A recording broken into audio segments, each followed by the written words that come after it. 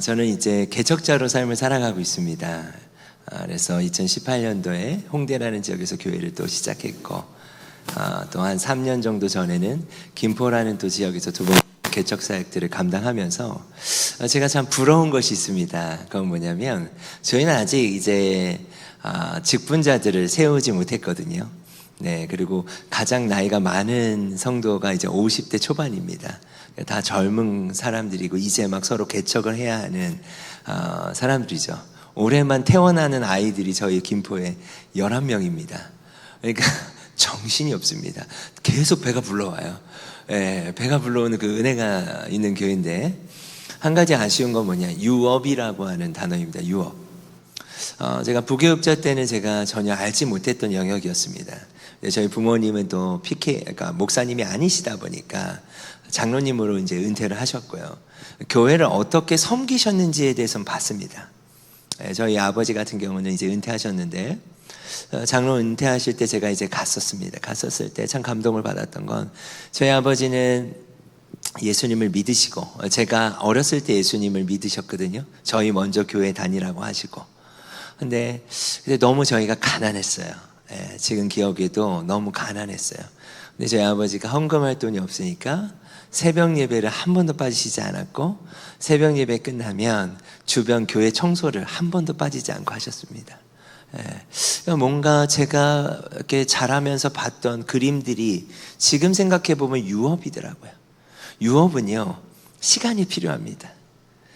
저는 그 시간들을 지금 채워가고 있는 가운데 있는데요. 예를 들면 이 마이크 하나도 쉬운 게 아니더라고요. 이 의자 하나 놓는 것도 쉬운 게 아니고요.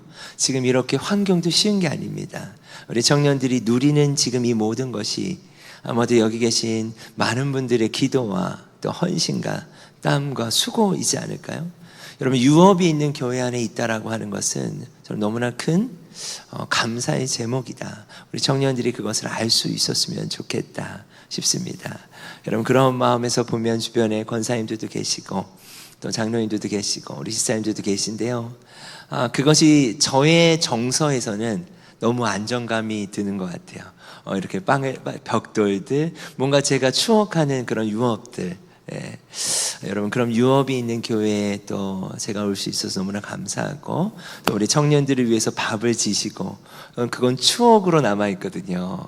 그러나 그것이 여전히 교회 공동체 안에 이루어지는 그런 아름다운 공동체에 올 수 있었다는 것이 너무 감사한 마음입니다. 오늘 청년들을 향한 메시지이기도 하지만 또 우리 모두를 향한 하나님이 허락하신 말씀이라고 믿습니다. 제목을 이렇게 한번 붙여봤습니다. 청년들이여, 새 아침을 맞이하라. 여러분, 아침이라고 하는 것이 어떻게 늘 새로울 수 있겠습니까? 일어나고 싶지 않을 수 있고, 저도 어제 너무 긴장이 됐어요. 새벽에 못 일어날까봐. 그래서 제가 어제 한 12시 넘어서 들어왔거든요. 저도 이제 사역들이 있고 또 여러 가지 주일이다 보니까. 근데 이제 불안해서 잠이 안 오는 겁니다. 그래서 알람을 막 몇 개씩을 맞춰놓고 잠을 거실에서 잤어요. 내가 침대에서 자면 못 일어날 것 같다. 네, 아마도 아침이라고 하는 게 여러 의미가 있을 것 같습니다. 누군가에게는 이 월요일 직장인들에게는 또 출근해야 되는 여러 무게감이 있을 수 있고요. 또 학생들도 그렇고 우리 성도님들도 그렇지 않겠습니까? 근데 이 반복되는 일상의 아침이 어떻게 우리에게 새로울 수 있을까? 새 아침이 될 수 있을까? 저 오늘 예레미야 애가와 예레미야서를 통해서 좀 보길 원합니다. 우리 예레미야 2장 2절 한번 말씀 보길 원합니다. 예레미야 2장 2절인데요. 같이 한번 괜찮으시다면 합독하겠습니다.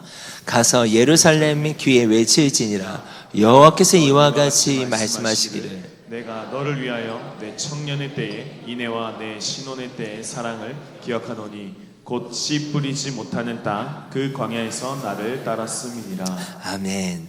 여러분, 예레미야 선지자의 사명은요, 1장에 보면 뽑고 파괴하고 무너뜨리고 그 다음 세우는 겁니다. 다시 말하면요, 이스라엘이 붙잡았던 두 가지의 기둥이 있습니다. 그 두 가지의 기둥은요, 성전이었습니다. 우리에게 성전이 있기 때문에 우리는 절대 망하지 않는다. 두 번째는요, 선민사상이에요. 하나님이 우리를 선택한 특별한 백성이기 때문에 우리를 버리시지 않는다라는 거죠. 여러분, 이 말을 들을 때 어떠세요? 하나님이 우리를 그냥 버리시지 않고 망하게 하시지 않는다라는 거예요. 그 근거로 이들이 붙잡았던 건 성전과 하나님이 우리를 택하셨다라는 거거든요. 어떻게 보면 이게 참 필요한 믿음일 수 있습니다. 근데 문제는 뭐였는가? 이들이 이것을 붙잡으되 이들의 삶이 그것을 따라오질 못했습니다. 하나님이 선지자를 통해서 경고하십니다. 너희가 늘 내 앞에 나와서 예배하고 제사하고 종교적 삶은 있는데 너희 개인들의 삶에서 믿는 자처럼 살지 않고 있다라는 거예요. 근데 이들은 그것에 대해서 반응하지 못합니다. 그래서 예레미야라는 선지자를 통해서 하나님은 계속적으로 경고하세요. 그러한 삶이 유지되면 나는 심판할 수밖에 없다. 그래서 예루살렘의 귀에 외쳐라. 너희 청년의 때의 인애와 신혼의 때의 사랑을 나는 기억한다라고 말씀하시는데요. 이 청년의 때의 인애라고 하는 것은 사랑의 표현입니다. 인애는 충성스러움이거든요. 하나님 앞에 충성했던 시간들, 또 신혼의 때의 사랑. 이제 어제도 이제 저희 이제 결혼한 지는 오래되지 않은 커플하고 저희가 막 이야기도 하고, 그 다음에 이제 결혼할 친구들도 이렇게 제 아내가 훈련하고 이런 일들을 보면서 신혼의 사랑이라고 하는 것이 여러분 그런 것 같습니다. 또 이 아침이니까, 네. 연애, 우리 청년들이 이제 연애를 하지 않겠습니까? 네. 연애를 안 하시는 것 같은데요. 네. 연애를 하면 어느 일정된 시간이 되면 각자의 집으로 돌아가야 하는 그 시간대가 있지 않겠습니까? 반드시 돌아가야 되지 않겠습니까? 네. 그런데 새벽이라 그렇죠. 이렇게 연애의 DNA가 이렇게 좀 느껴지지 않는 그런 느낌이 있는데, 네. 그 신혼은 이런 겁니다. 아마도 우리 결혼하신 분들은 추억 속에 있으실 수 있지만 정해진 시간이 돼도 집에 돌아가지 않아도 되는 거예요. 아침에 일어나 보면 이제 여자친구가 아니라 내 아내가 있는 거죠. 아니, 그냥 그렇습니다. 네. 그런데 하나님과의 이스라엘이 그런 신혼의 때의 사랑이 있었을 때가 있다라는 거죠. 청년의 때의 인애와 신혼의 때의 사랑이 있었을 때가 있는데, 그때가 언젠가 씨 뿌리지 못하는 땅 광야에서 너희가 나를 따랐을 때는 정말 나와 그런 관계였다. 제가 이 말씀을 봤을 때가 한 몇 년 전이었던 것 같습니다. 제가 이제 홍대에서 교회를 처음 시작할 때 집에서 시작을 했어요. 저는 이제 분립개척이 아니기 때문에 정말 집에서 아내는 일을 해야 했어요. 그 당시에는. 네, 제가 뭣도 모르고 나왔어요. 그냥 믿음을 가지고 개척하면 되는구나. 근데 믿음만으로 되는 거긴 한데 과정이 너무 쉽진 않았습니다. 그래서 아내가 일을 하고 저는 이제 좀 규모가 있는 대형교회에 있었었는데 나와보니까 사무실이 없는 거예요. 집이 전부 다인 거예요. 우울함이 찾아오더라고요. 근데 그때 제가 할 수 있는 건 기도였어요. 집에서 기도 모임을 하면 시끄럽다고, 연립이니까 갈 곳이 없는 거예요. 갈 곳이 있으려면 돈이 있어야 되는데 돈이 없는 거예요. 제가 깨달았어요. 돈이 없고 사람이 없으니까 할 수 있는 게 없는 거예요. 그때 이제 제가 했던 건 뭐냐, 기도하면서 이렇게 홍대가 되게 복잡하거든요. 그래서 킥보드 하나 사가지고 할 일이 없어서 돌아다니는 게 제 일이었습니다. 여긴 뭐가 있나, 이건 뭐가 있나. 근데 여러분, 그때 제가 하나님께 기도했던 건 뭐냐, 정말 씨 뿌리지 못하는 땅 광야였어요. 어떻게 보면 하나님, 저 어떻게 해야 해요? 그러니까 하나님만 바라볼 수밖에 없는 시간에 속에 제가 있었거든요.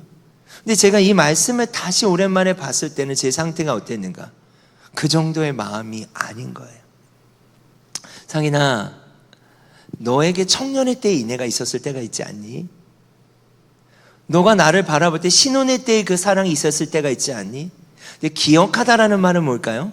지금은 그렇지 않다라는 겁니다. 내가 간절히 하나님을 붙잡고 있지 않더라고요. 어느덧 익숙해지는 거죠. 여러분, 익숙함이라고 하는 단어는요, 우리에게 편안함을 줍니다. 그 편안함이 때로는 우리를 자유하게 하는 듯 하긴 해요. 그런데 익숙함에는 함정이 있습니다. 어떤 함정이 있는가? 익숙함은요, 때로는 소중한 것을 잃어버리기도 하는 거예요.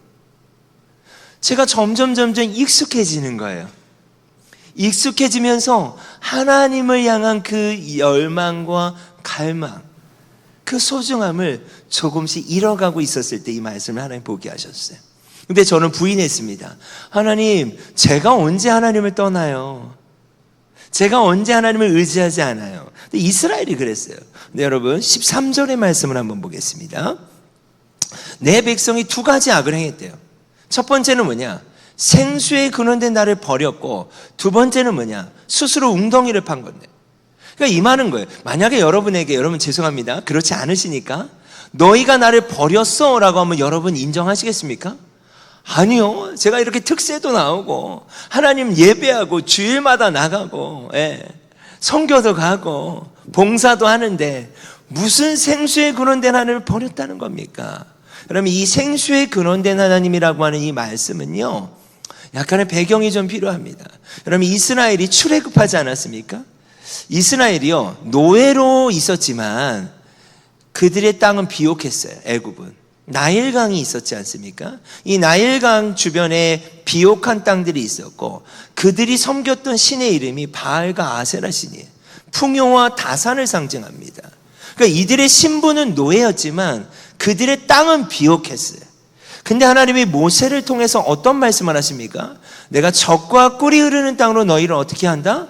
인도하겠다. 자, 그러면 여러분 생각해 보십시오. 비옥한 땅에 노예로는 있었어요. 근데 하나님이 뭐라고 말씀하시는가? 모세를 통하여서 젖과 꿀이 흐르는 땅으로 너희를 인도한다고 했다면, 여러분, 이 백성들의, 이스라엘의 마음은 어땠을까요? 아, 지금 있는 땅보다 더 좋은 땅이겠구나, 비옥한 땅이겠구나 라고 당연히 생각하지 않았습니까? 나와보니 광야인 거예요. 출애굽 1세대들이 불순종으로 약속의 땅에 못 들어가게 됩니다. 그리고 여호수아와 출애굽 2세대가 약속의 땅으로 들어갑니다. 그 약속의 땅 가나안에 드디어 들어왔어요. 젖과 꿀이 흐르는 땅이라고 약속했던 땅에 들어왔습니다. 여러분, 이 땅이 너무 척박한 겁니다. 자, 지도로 보면 이쪽이 지중해거든요. 항구가 될 수 없는 지중해예요. 자, 위쪽에는 강대국이 있습니다. 아시리아가 있었습니다. 아시리아라고 하는 강대국이 있었고, 그에는 강이 두 개가 흐릅니다. 티그리스 강하고 유프라테스 강이라는 강이 흘러요. 자, 밑에는 애굽이죠. 애굽은 나일강이에요. 강대국이에요. 자, 오른쪽에는 에돔 족속과 암몬 족속이 있습니다. 다시 말하면 사방이 막혀 있습니다. 그럼 땅은 좋아야 되는데, 신명기의 말씀에 보면 이런 말씀이 있습니다. 신명기 10장인가요? 너희가 들어가서 얻으려고 하는 땅은 너희가 나온 땅과 다르다는 거예요. 하늘에서 내리는 비를 흡수하는 땅이다 라는 말씀이 적혀져 있어요. 그러니까 나온 땅과 달라요. 나온 땅은 너무 비옥합니다. 너희가 들어가고자 하는 땅은 하늘에서 내리는 비가 흡수된대요. 이 말은 뭘까요? 비가 저장되지 않는다는 거예요. 그냥 물을 뿌리면 물이 흘러내리는 땅이라는 거예요. 척박해요. 근데 신명기 말씀에 그 다음 절에 뭐라고 되어 있는가? 새초부터 새말까지 나의 눈이 항상 거기 있을지어다. 이게 무슨 의미일까요? 사방이 막혀 있고 땅이 척박합니다. 빗물로만 살아야 되는 땅이에요. 근데 여러분, 그러면 이 땅이 어떻게 젖과 꿀이 흐르는 땅이 될 수 있을까요? 여러분 어떻게 생각하시나요? 모든 것이 막혀져 있습니다. 땅도 척박해. 어디만 열려 있죠? 나를 바라보라는 거예요. 하나님이 말씀하신 이스라엘을 향한 젖과 꿀이 흐르는 땅이라고 하는 것은 하나님과의 관계를 의미합니다. 철저히 너희가 나만 바라보라는 거예요. 너희가 나만 바라보라는 거예요. 여러분, 출애굽 2세대들이 여호수아서 1장 1절부터 보면요, 모세가 죽은 후에 이렇게 시대가 여호수아 1장 1절이 시작되거든요. 그 여호수아서가 쓰여진 배경은요, 출애굽 1세대들이 죽은 지 약 한 달 정도 지났을 때예요. 여러분 생각해 보시죠. 이제 여전히 광야입니다. 정말 씨 뿌리지도 못하는 그 광야에서, 거기서 하나님을 따라서 약속의 땅 가나안에 들어왔고, 그 약속의 땅 가나안에서 어떻게 합니까? 하나님만 바라볼 수밖에 없었어요. 그런 시간들이 있었다라는 거예요. 너희가 나만 바라봤다라는 거예요. 나만 의지했다라는 거예요. 여러분, 그것이 바로 약속의 땅의 삶을 살아가야 되는 우리의 방식이었습니다. 그래서 구약을 읽다 보면요, 이른 비와 늦은 비라는 표현이 나와요. 이거 되게 중요한 표현입니다. 그 땅의 기후가 그렇습니다. 땅이 너무나 딱딱해서요, 이른 비가 내리지 않으면 씨를 심을 수 없을 정도의 딱딱한 땅입니다.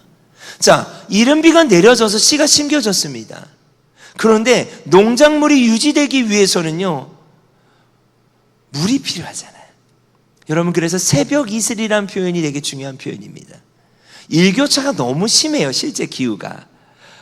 밤에는 너무 춥고요, 낮에는 상대적으로 너무나 더워요. 그래서 구름 기둥과 불 기둥이라는 표현이 있는 거죠. 그 일교차로 말미암아 생기는 새벽 이슬이 농작물을 유지하게 했던 거예요. 근데 이것으로는 추수가 어렵습니다. 그래서 어떻습니까? 늦은 비가 내려져야 돼요. 이른 비를 내리시고 새벽 이슬을 허락하시며 늦은 비를 내리셔야만 살 수 있는 땅이었습니다. 하늘을 바라봐야 하는. 여러분, 여러분의 삶의 영역이 약속의 땅이라고 믿으십니까? 네. 우리 청년들이 캠퍼스에서든 직장에서든 도시에서든 현재적 개념에 하나님이 우리에게 허락하신 약속의 땅이라고 믿으십니까? 그 땅이 어떻게 젖과 꿀이 흐를 수 있을까요? 하나님과의 관계라는 거죠. 자, 그런데요, 이 배경을 가지고 예레미야 2장으로 돌아오면 이들이 하나님만 바라봤었습니다. 청년의 때에 인애가 있었고 신혼의 때에 사랑이 있었습니다. 그런데 문제는 뭐예요? 생수의 근원된 하나님을 버렸다는 거예요. 이 표현을 여기서 이해해야 하는 거죠. 그리고 스스로 웅덩이를 팠대요. 이들은 동의하지 않습니다. 하나님, 저희는 하나님을 버리지 않았습니다. 그들이 내세우는 건 뭘까요? 예배예요. 여러분, 근데 아모스서를 보면요, 아모스를 보면 아모스 선지자는 스스로가 선지자가 아니라고 말하죠. 남유다 사람으로서 하나님이 뽕나무 재배하는 자였는데 그냥 어떻게 보면 우리와 같은 이런 그냥 비즈니스맨이었다고 할 수도 있는데요, 어느 하나님의 음성이 들립니다. 그 음성 가운데 북이스라엘로 가서 나의 메시지를 전하라는 거예요. 근데 그 메시지 중에 되게 독특하고 우리가 듣기 불편한 메시지가 좀 있습니다. 내가 너희를 심판할 거야. 남유다 사람이 와서 이야기를 하는 거예요. 그런데 하나님이 뭐라고 말씀하셨는가? 선지자를 통해서 너희가 나를 찾으면 살게 될 것이다. 그런데 브엘세바로도 가지 말고 길갈로도 가지 마라. 여러분, 브엘세바와 길갈은요, 예배 드리는 장소였어요. 그리고 하나님이 말씀하세요. 너희의 예배가 너희의 죄를 더한다. 이해하시면 죄송합니다. 성경의 표현이니까요. 너희의 예배는 너희를 위한 것이다. 너희의 예배가 역겹다. 성경이 그렇게 표현되어 있어요. 상당히 강력한. 왠지 아십니까? 그들이 하나님 앞에 예배하지만 가난한 자들을 착취했어요. 착취된 돈으로 그들은 누렸어요. 아모스서에 보면 여름 궁정이 있었고요, 겨울 궁정이 있었어요. 가난한 자들이 인권을 유린했어요.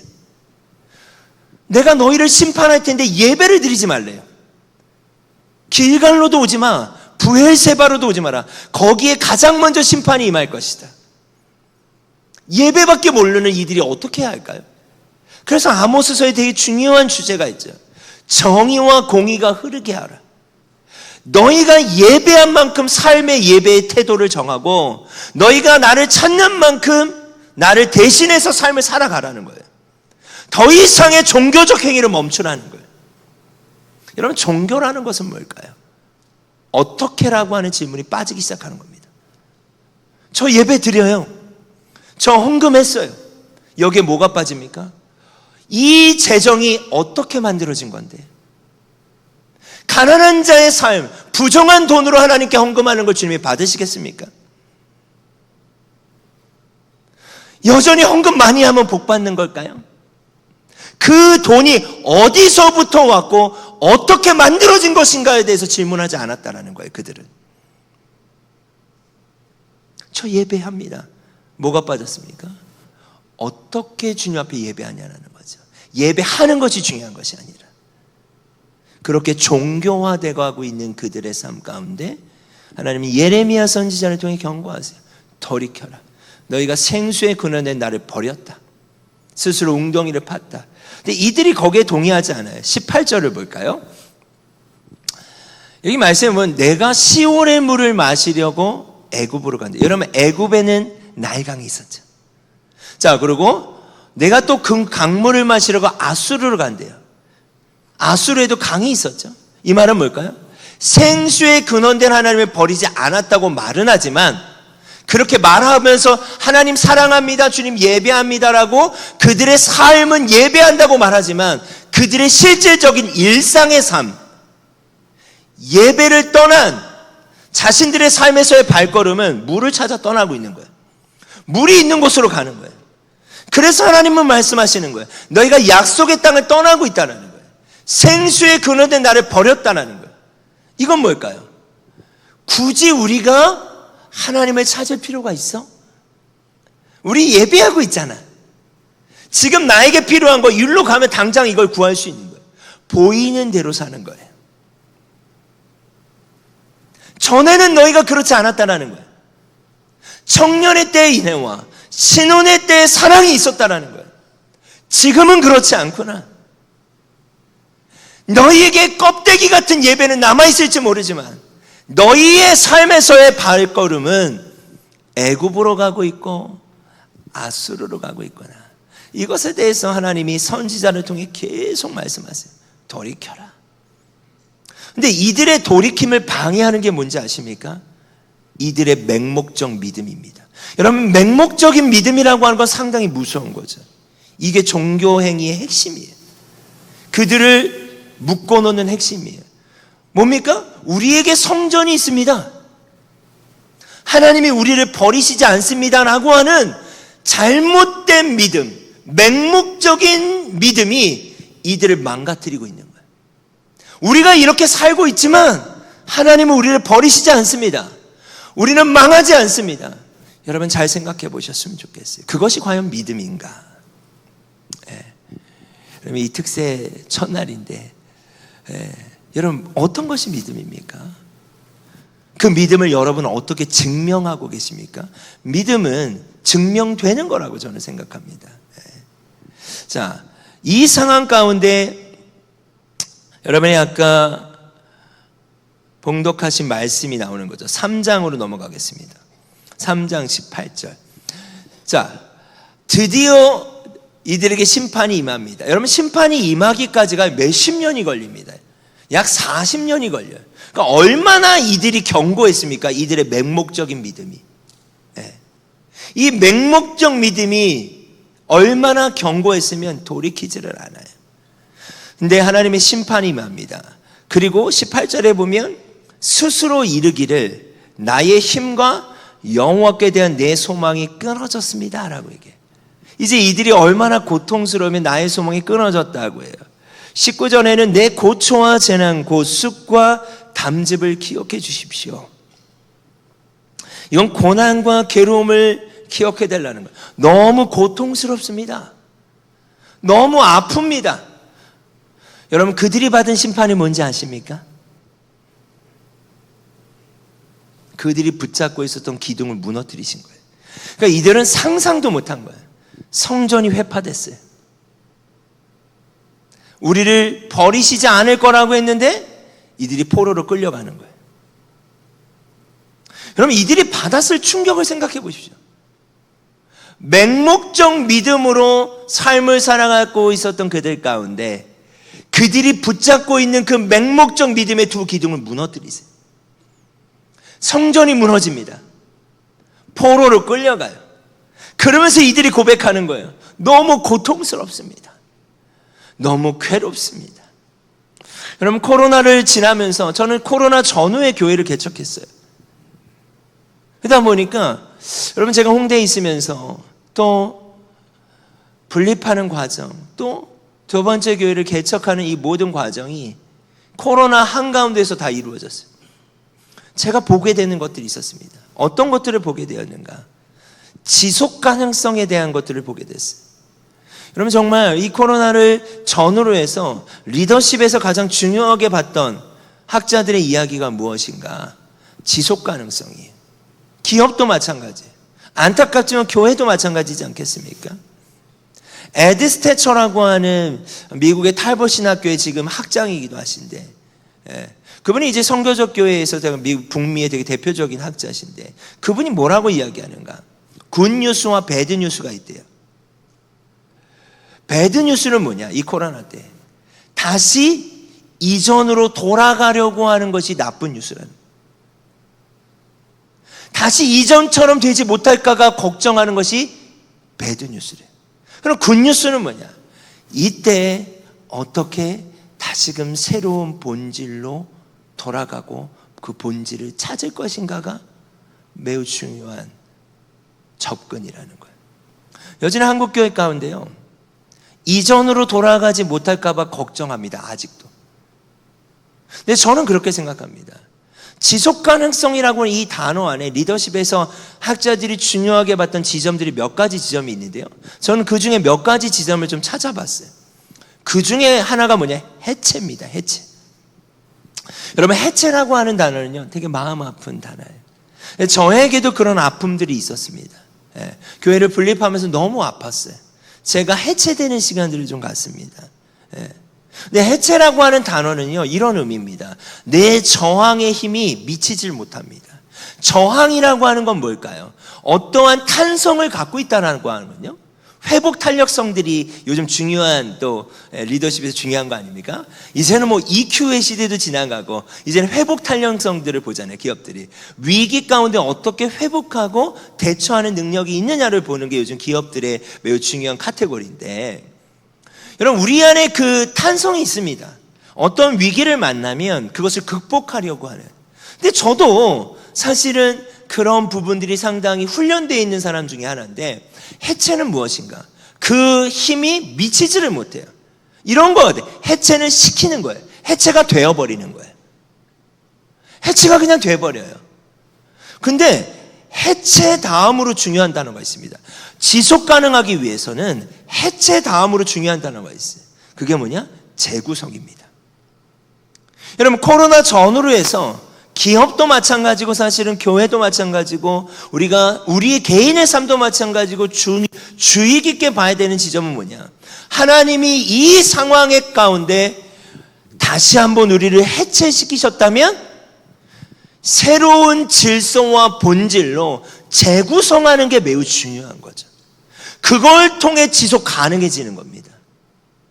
여러분, 안타깝지만 수많은 상점들과 기업들이 문을 닫았거든요. 안타깝지만 수많은 교회들이 문을 닫았거든요. 현상은 그렇습니다. 현상은. 근데 이 가운데 여러분, 우리에게 하나님이 요구하셨던 것은 무엇이었을까? 해체와 재구성의 시간이었다고 저는 개인적으로 생각합니다. 여러분, 오늘 말씀을 보면 이스라엘이 완전히 해체되는 시간을 겪습니다. 이들이 상상할 수 없는 일입니다. 저는 이 말씀이 해체와 재구성으로 보였어요. 하나님이 원하시는 건 지속 가능한 거예요.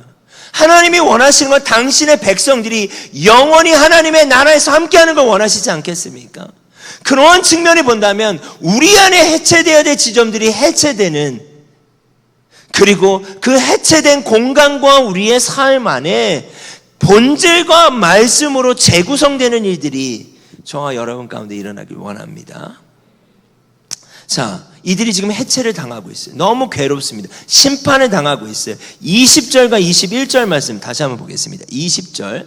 자, 읽겠습니다. 내 마음이 그것을 기억하고 내가 낙심이 되오나 이것을 내가 내 마음에 담아 두었더니 그것이 오히려 나의 소망이 되었사. 여러분 보십시오. 이상해요. 말씀은 이것을 내가 어떻게 내 마음에 담아두었대요. 이것이 무엇입니까? 바로 앞에 있는 심판이에요. 그러니까 심판을 당하는 게 너무 괴로운데 이 심판을 마음에 담아두었더니 그것이 오히려 나의 소망이 됐대요. 제가 이 말씀이 해석이 안 되는 거예요. 너무 어려웠어요. 이게 무슨 말이지? 지금 심판을 당하고 성전이 회파되고 포로로 끌려가면서 너무 괴로운데 이 괴로움을 주님 앞에 호소하고 내 소망이 끊어졌다라고 이야기하며 그 괴로움을 내 마음에 담아두었더니 그 지점에서 새로운 소망이 피어나기 시작했대요. 이게 무슨 말일까? 어떠한 소망이 피어나고 있는 걸까? 이전의 소망이 아니에요. 이전의 소망은 이 두 가지 기둥 붙잡으면 되는 줄 알았어요. 그게 완전히 무너지는 것을 경험한 이들이 그것을 마음에 담아두었더니 이전에 알지 못하는 소망이 생기기 시작했대요. 여러분, 그 소망이 무엇인가? 곰곰이 말씀을 쭉 봤거든요. 예레미야서부터. 그럼 메시지가 두 가지였어요. 선지자의 메시지는 명확히 두 가지입니다. 돌이키지 않으면 어떻게 한다? 심판한다. 두 번째 메시지는 뭘까요? 너희가 심판을 당하지만 나는 회복할 것이다. 다시 돌아오게 할 것이다. 여러분, 심판 당함을 어떻게 해요? 곰곰이 생각해 봤어요. 마음에 담아둬. 너무 괴로운데 이 심판을 마음에 담아두기 시작했더니 어떤 생각들이 들기 시작했는가? 선지자가 이야기한 그대로 우리가 돌이키지 않았고, 선지자가 예레미야가 이야기한 그대로 우리는 심판을 당했구나. 이걸 담아둔 거죠. 그런데 어떤 소망인가? 그렇다면 주님은 회복도 말씀하셨다는 거예요. 말씀하신 그대로 심판이 이루어졌다면 너무 고통스럽지만 말씀하신 그대로 회복이 될 것이라는 거예요.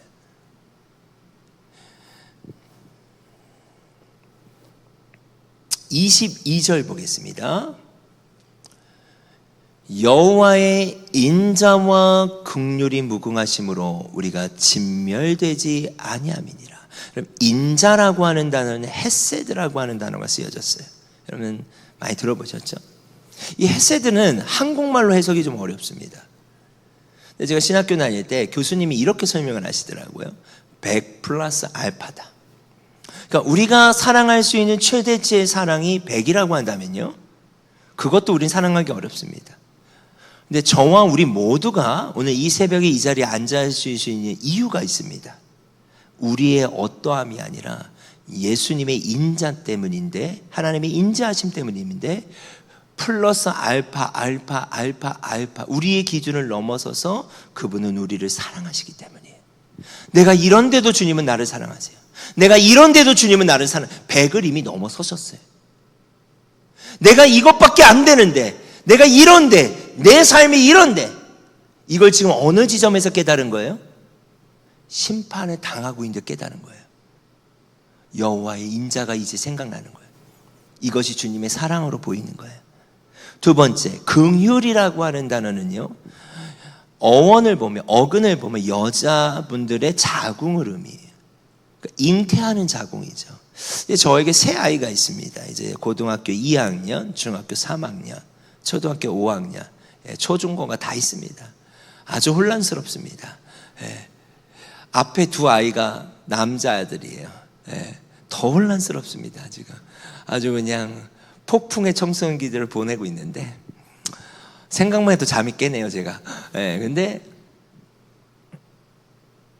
이 세 아이를 낳는 그 과정을 제가 옆에서 다 함께 했거든요. 그러니까 두 아이는 무통주사를 안 맞았고요, 아내가.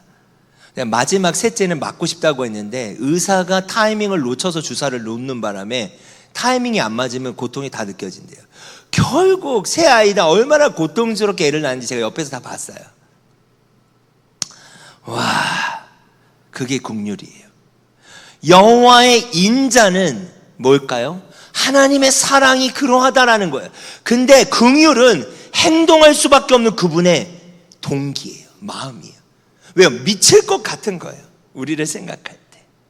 근데 이 고백이 지금 어느 지점에서 나오고 있습니까? 심판을 당하는 한가운데서 나오고 있어요.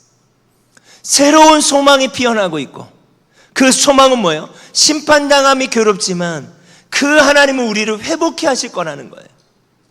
그 회복해 하신 하나님을 바라볼 때 여호와의 인자와 긍휼이 무궁하심으로 우리는 진멸되지 않을 거야.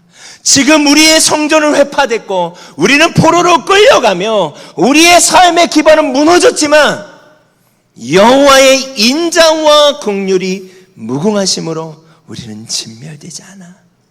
이게 작년 가을에 제가 이 말씀을 좀 해석하면서 제 아들들을 바라보면서, 야, 너희가 이럴지라도 여호와의 인자와 긍휼이 무궁하심으로 절대 너희가 진멸되지 않는다. 제가 우리 성도들하고 매 한 달 내내 예배 때 그랬어요. 여호와의 인자와 긍휼이 무궁하심으로 우리는 진멸될 수가 없습니다. 여러분, 우리는 진멸될 수가 없습니다. 아멘. 여러분 믿으십니까? 오늘 아침에 이제 잠을 깨어 여기 오셨고 오늘 하루에 수많은 일들이 일어날 수 있어요. 그런데 오늘 우리의 삶에 진멸되지 않을 수 있는 이유는 그분의 인자고 그분의 긍휼하심이라는 거예요. 여러분, 그 다음 절에 매우 아름다운 고백을 합니다. 심판의 한가운데에 나올 법하지 않는 고백을 하는데요. 23절 같이 읽겠습니다. 시작. 이것들이 아침마다 새로우니 주의 성실하심이 크시도다. 제가 이 말씀의 구절이 여기 있는지 정말 몰랐어요.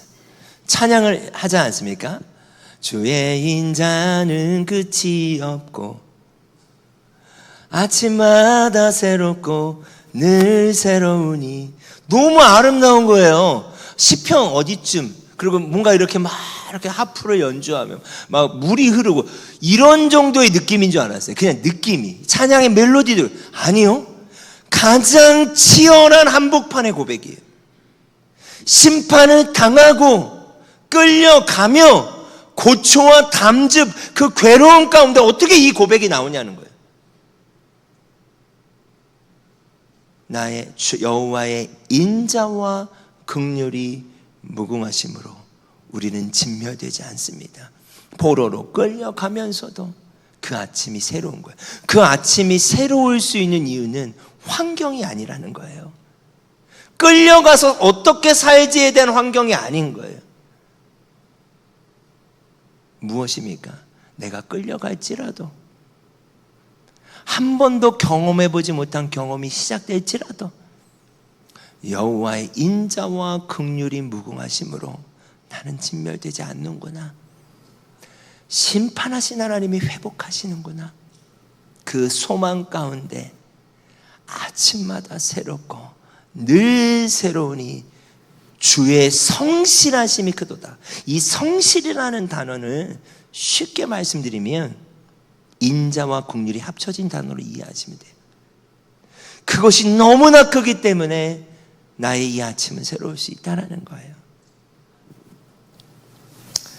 24절 같이 보겠습니다. 같이 읽겠습니다. 내 심령에 이르기를 여호와는 나의 기업이시니 그러므로 내가 그를 바라리라 하도다. 저는 이 말씀이 너무나 좋아요. 제가 이것을 쉬운 성경으로 한번 읽어보겠습니다. 내가 스스로 말하기를 여호와께서 내가 받을 수 있는 유산의 전부시니 내게 희망이 있다고 하였다. 모든 게 다 끝났어요. 근데 이제 어떠한 고백이 시작됩니까? 내가 받을 수 있는 유일한 유산이 여호와가 되었다라는 거예요. 생수의 근원된 하나님을 버렸던 그들 가운데 이제 다시 생수의 근원된 하나님을 붙잡게 됐다라는 거예요. 해체와 재구성 가운데 지속 가능할 수 있는 그분을 붙잡게 됐다는 거예요. 25절, 26절 마지막으로 읽겠습니다. 기다리는 자에게나 구하는 영혼들에게 여호와는 선하시도다. 사람이 여호와의 구원을 바라고 잠잠히 기다림이 좋도다. 네, 그럼 기다림이라고 하는 것은 고통받고 있는 자에게 너무 괴로움일 수 있는데 지금 이 기다림은 다른 기다림이에요. 여러분, 성경에서 인내라고 하는 단어 있죠. 야고보서의 중요한 주제이기도 하죠. 너희가 여러 가지 시험을 만나가든 온전히 기쁘게 여기라.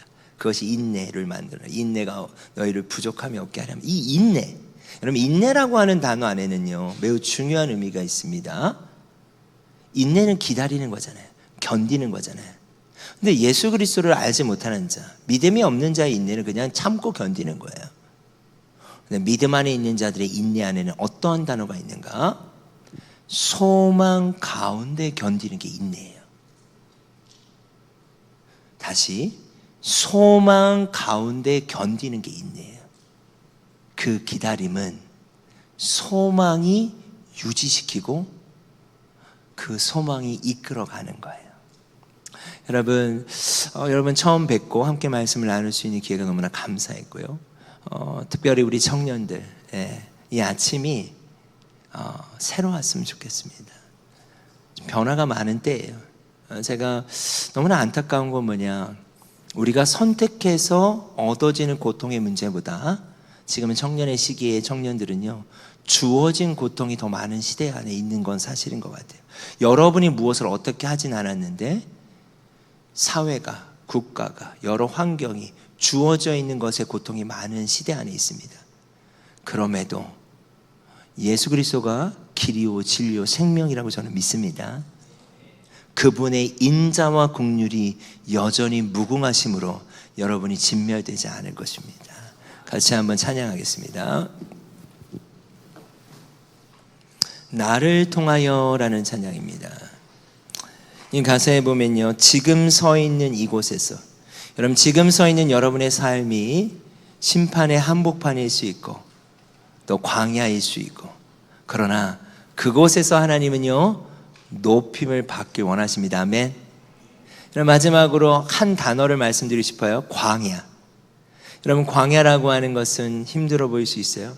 근데 예레미야 2장 2절에 보면 씨 뿌리지 못하는 그 광야가 하나님과 가장 가까운 시간이었습니다. 광야라고 하는 히브리어 안에는 중요한 의미가 있어요. 말씀이라고 하는 거, 장소라고 하는 게 합쳐진 단어예요. 결국 광야는 무엇입니까? 말씀이 있는 장소예요. 심판의 한가운데서도 그 말씀을 발견하면 되는 것입니다. 그러면 더 이상 광야가 아니에요.